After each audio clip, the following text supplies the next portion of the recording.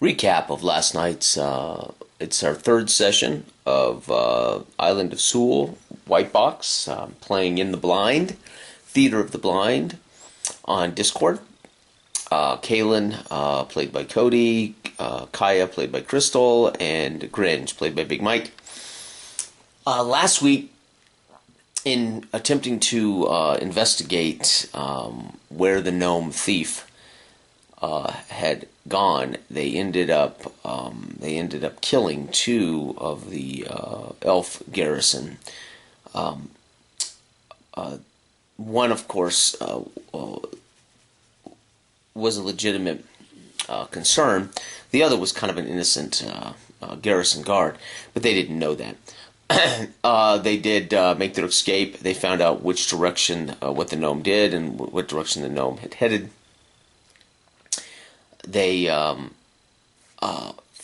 returned to the inn thinking they were safe for a while. So last night started at about noon in the game.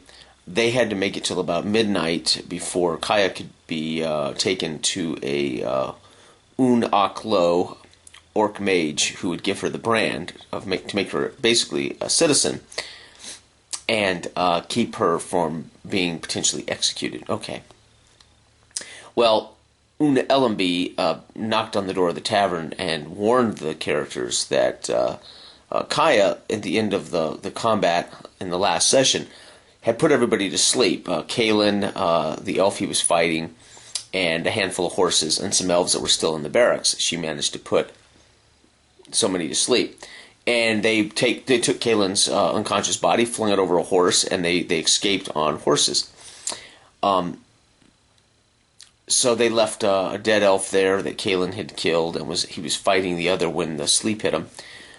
Gringe had killed Un Arnso, who had been basically kind of on the take by the Sata mercenary orc. So he was a legitimate concern. Okay, so they get back to the inn. Kaylin joins them. Ellenby knocks on the door relatively quickly when they're all discussing what they should do to pass the time before they had to take Kaya to the Unoklo, and Ellenby's there to warn him that the other elf has awoken, and he is claiming that Kaylin was his assailant, and Kaylin killed the other elf guard, and he basically doesn't question him. He doesn't know if it's true or not, but he suggests that they escape and head 5 miles northwest up the road to the ruins, and that was the area they were going to meet the Unoklo at midnight anyway. And he just suggests they get out now because they're obviously coming for him. And so the party does. They head up the road. They hike about 5 miles up the road. They find this derelict old tavern where it's half collapsed, roof's half collapsed in, and they decide they're going to set up in there and eat, make a little camp, and then they would go on watch and let Kaya rest, so she could replenish her spell slot for the next day. And while they're sitting there eating and preparing for all of that, they hear and they peek through the cracks in the tavern wall because they're inside the little tavern, and they see 4 elf sentries from the Philipston guard coming up the road, and they're clearly moving slowly on these horses, and they're clearly searching and looking. There are 4 of them, and 2 of the guards end up holding the horses to get off, and they go over to investigate the old ruined tavern. And at this point, Kaya and Kaylin hid under the rubble and debris, and Grinch hid in the dark. He's a halfling, and he has thieves. He's a thief halfling, so pretty easy for him to stay unseen. And in this particular version of White Box, for thief skills, all thief skills are 1 or 2 on a die 6 to be successful. But of course, Grinch never knows if he is or not. I have to make those rolls for him. Anyway, they make their way around the edge of the tavern, and the tavern again is a collapsed in, ceilings falling in, the walls falling in, so you don't have to go through doors or anything. They just kind of peek in, and one of them steps into that and begins, and obviously spots their little camp where they had a little, bedrolls and a little fire, maybe a fire going, right? And he starts to head across there when Gringe jumps out of the dark and goes, "I'm here," and runs across the road into the cornfields. And the two on horses see him cross the road, and they make after him. Actually, the other elf that sees this whistles for the two on the horses, and they spin around on the horses. They see Gringe run across the road and into the fields. The two on horseback make chase, and the two elves on foot make chase. And Gringe runs around in the cornfields, kind of trying to stay lost, while they circle and pursue through the cornfields, trying to find who this creature was that ran out of there. Meanwhile, Kalen and Kaya stay hidden. Actually, I take that back. Kaya gets up and goes out onto the road and looks and sees the horses, can see where they're moving around in the cornfields, and can actually see the heads of those on the horses. And she decides to duck back in and hide. Kalen never moves at this point. And actually, I can't remember now. I can't remember if Kaya goes into the cornfields or not. No, I think she hides. As a matter of fact, I think there was a little metagaming there. I think that's where Mike basically said, "Just stay where you're at. Don't do anything." And she hides in the shadows on the side of the tavern and moves back around into the tavern and hides. Anyway, they give up the chase, and they all get on their horses and they head back toward Phillipston, southeast on this road. And everybody decides, well, let's go ahead and stay here and see. We'll just keep an eye out and make sure that there aren't more guards that come out. And so they do. They have shifts. And on the second shift, Kalen's shift, he hears horses and he hears mumbling, and he's watching out in the gray dark, and he can see one shadow of a humanoid crossing the road, kind of bent over. And that humanoid comes all the way up to the wrecked ruin, and standing there, kind of steps in when Kalen just stands up, walks over to him and says, "What are you doing here?" And the human is taken aback. And when the human says something, it wakes up the other two, Gringe and Kaya, and they're roused, and they tell him, and Gringe can speak to him. He actually says something to Kalen, and Kalen doesn't understand it. So again, Kalen, but it woke up Gringe, and then Gringe communicates with the human. Gringe and Kaya have learned the language, okay, in their last few weeks they've been in Phillipston. Okay. And again, it's fantasy, right? So they've learned enough to grunt and awe and make basic comments. So they can't read or write this language. And so they tell him who they are, and they go, "Oh, well, we're the advanced, we're the advanced recon for the Unok Lo. He'll be here in about an hour."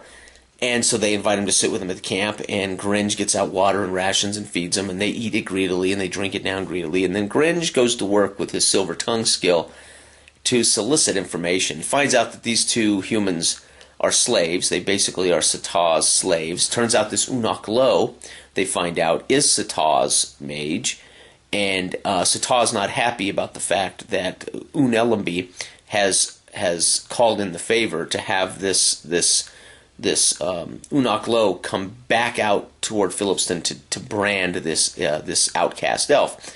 And they glean from these two humans who Sata is, and roughly, it's funny, he didn't ask questions like, "Where you guys camped?" It's kind of amazing when you're DM, of course, you're thinking things. When you're a player, you're thinking things. But I thought, wow, Gringe, and I said, you won the silver tongue. You're free to talk and ask whatever questions you want, and we'll see how he responds.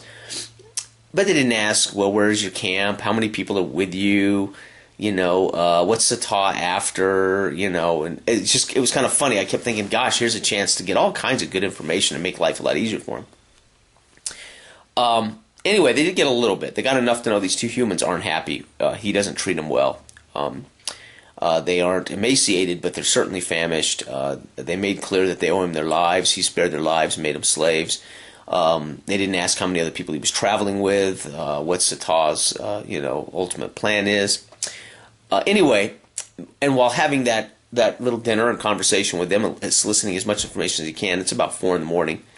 It's only about midnight, 1 in the morning, and he shows up. So the Unok Lo mage orc shows up, and on a warg, he rides a warg, and they show up. Or a warg is like a giant dire wolf kind of thing, right?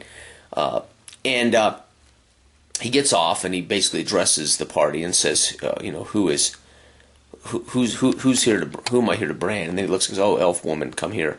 And so she comes over and gets branded, and he goes through this whole ritual, which I downplay, and I don't get into too much of the. Now, if I'm a player, I generally do things like that, but as a DM, I just describe what's happening. I very rarely get into language, etc. As a player, to do a ritual, I probably would. So anyway, I describe his actions and what he's doing, and then he brands her, and it causes such pain and suffering that she collapses and passes out. It wears him out. He drops to a knee and sits, and they all stand around very quietly, the humans' heads bowed, etc., while he recovers from this, and then he stands up, demands his payment, and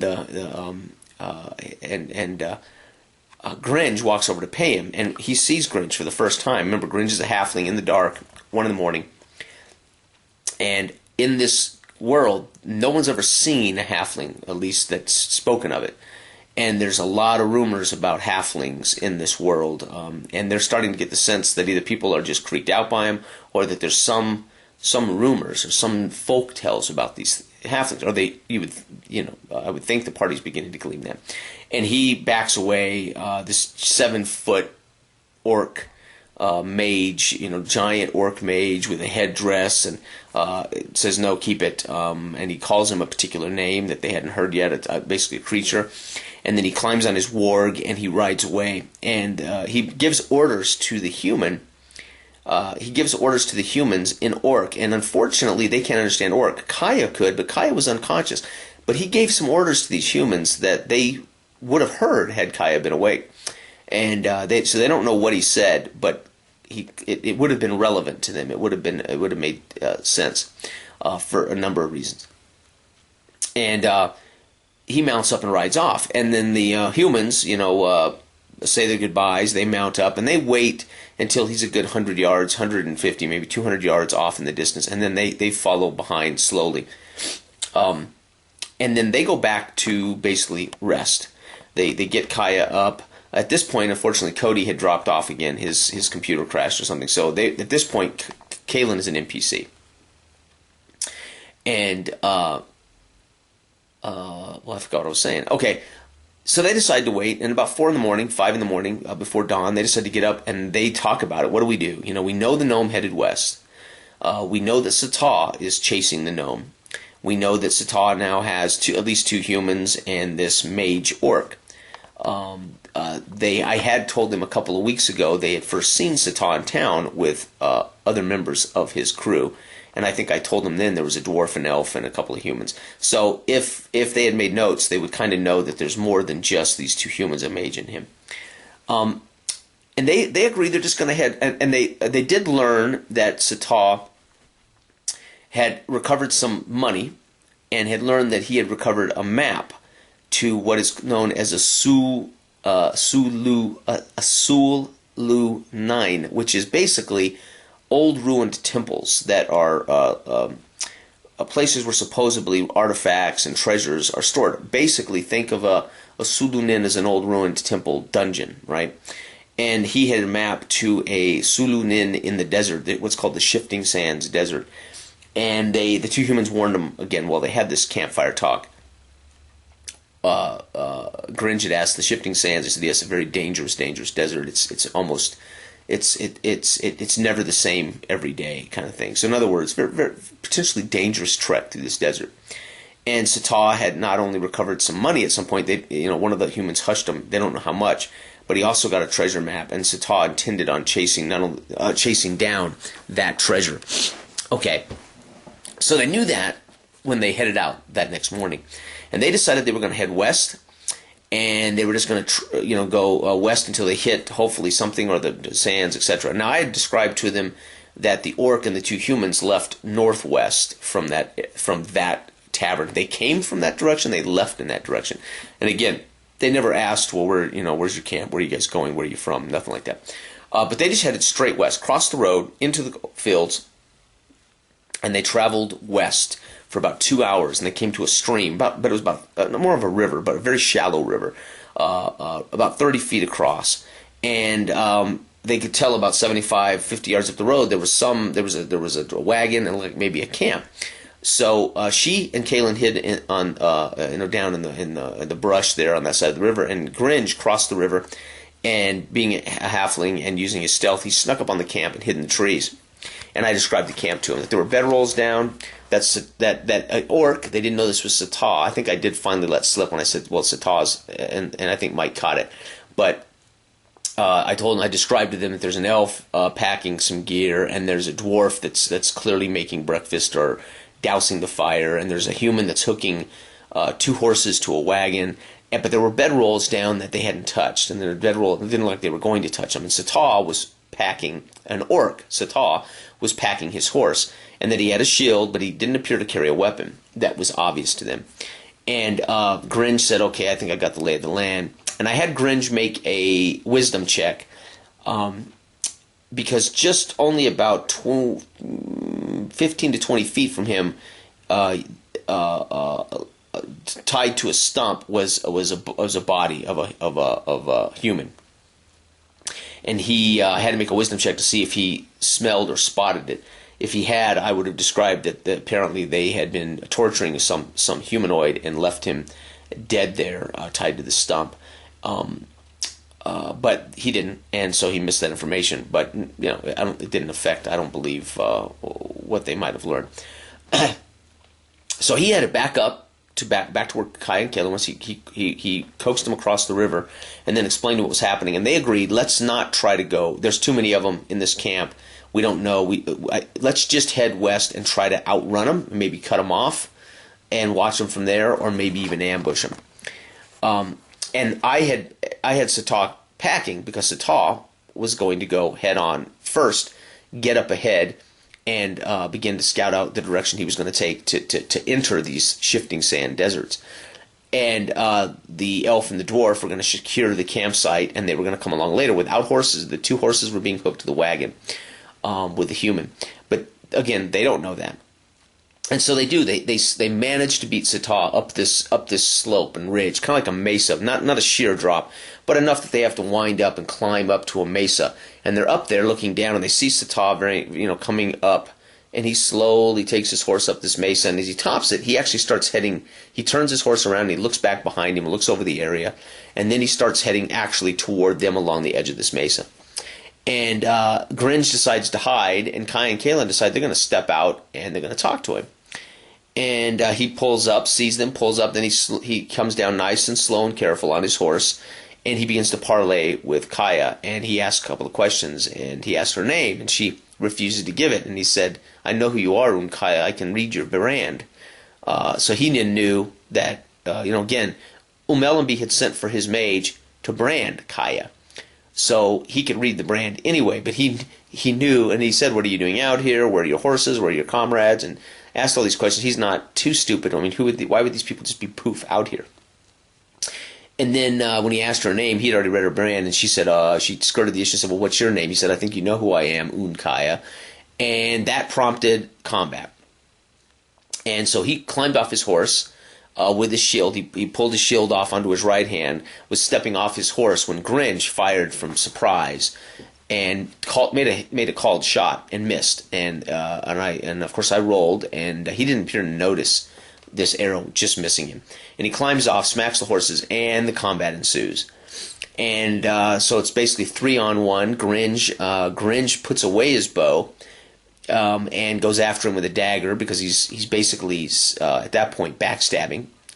And I make rolls to see again if he'd spotted him. He's small. He's fighting 2 other. He's fighting an elf, and he's fighting a large human fighter with a polearm. He's got a shield. He does not use a weapon. He does a shield bash, and he'll use a grapple technique, which he tried to reach Kaya and use, and he missed. So they have this great battle right on the edge of this mesa. And at one point, Kaylin hits him and almost kills him, and then they cannot seem to get another hit on him. I mean, it was like miss after miss after miss. This great you could just see, well, they were hitting him, but they just weren't doing enough damage. So there's this great scuffle among these 3. And finally, Gringe climbs up his back and drives this dagger into his neck, and he's like hanging on his back. And the orc topples off the edge of this mesa. And I made a roll. I said, well, you got to make a dexterity roll to leap free. He failed his dexterity roll. and then I had him tumble off the edge, and I made one. I just was going to make two rolls. One roll to see if a hit against Gringe's AC, and I would roll a second time as he flipped over to see again a hit against his AC. Well, he hit. He flipped over. I rolled an 18. Gringe, basically, he landed all that orc's body weight and everything right on top of Gringe. Gringe took damage, and then the Satai's body slid down. Meanwhile, the turn before that, Gringe, while fighting, spotted the dwarf and the elf running up the slope. By the time they finished Sata, the elf was bearing down on the party. Kaya used her special skill, which is called You Shall Not Pass, and she bangs the ground, and everybody within 60 feet radius has to roll a saving throw or be knocked down. No damage, but just knocked off their feet and lose a turn. Well, Kalen made his check. Gringe was already prone. He had been crushed under the weight of this orc. The elf stayed on his feet. Kalen stayed on his feet. The dwarf was blasted back and was tumbling down the hill. And the elf charges into Kaya and hits her, does some damage. And they all proceed to begin to fight, or those two proceed to fight the elf as the elf charges in. And again, we got Kalen and Kaya fighting the elf while Gringe gets up. Gringe decides instead of standing, he's going to flip his missile attack with his dagger against the charging elf and misses. But he pulls his bow out on the next turn and jumps to his feet, and he basically, aiming at the back of the dwarf as the dwarf runs past him to dive into this melee, Gringe screams out, "Drop your weapons and we'll let you live." And I made a reaction check, and I rolled an 8. They hold, and then a parlay starts. And ultimately, and I was going to use a reaction check, morale first, reaction checks, and then of course I was going to use a retainer loyalty. It's not in White Box. I couldn't believe it. So I just basically went with rolls against their intelligence and rolls on the morale table. Okay. Anyway, gist of it is, there's two of them. So I was making rolls for both characters, but he wasn't talking to both. He was talking to the dwarf. And so the dwarf was being resistant, but the elf ultimately was at this point, the elf had been stabbed in the neck. The elf was not, feeling too good. And then the elf ultimately says, we'll take it. He offers them a deal. Let's go after this gnome. Let's go get the gnome, and we'll split the bounty. And let's go. There'll be 5 of us. Let's go get the treasure, and we can split it 5. And the dwarf reminds him, no, there's not. There's still the human. And by the way, here he comes in a wagon up the mesa. And he said, technically, there's also the Umlok mage, and there's the other human. There's really going to be 8 of us. And he's like, okay, fine. That's more of us to succeed at catching this gnome, and at retrieving this treasure in the Sifting Sands. And they agreed. The elf says, I'd rather do this than die here, or I'd rather do this than die trying to get the treasure without enough bodies now. We don't have Sata. And, ultimately they did just kill Sata right in front of them. So they made a pact. They have a contract now to rally together. So basically these 3 have joined Sata's mercenary outcasts to go after the gnome, thief, and go after the Suul 9 treasure. And that's where we decided to stop. We had been about an hour and 59 minutes in. We were right on the 2-hour mark. And I like games to go between 2 and 4 hours tops. I'm really happiest with about a 2.5-hour, 3-hour game session. I think you should try to get to cliffhangers in those games. So the last 2 Thursday nights, we've been able to get our games to come to a nice end at right on hour 50, 2 hours. So that's been fantastic for these Theater of the Blind games on Discord. So that was session 3, and it came off good. Unfortunately, Kalen was basically reduced to an NPC for the last half. He missed some of the best stuff, but it was great fun. I enjoyed it.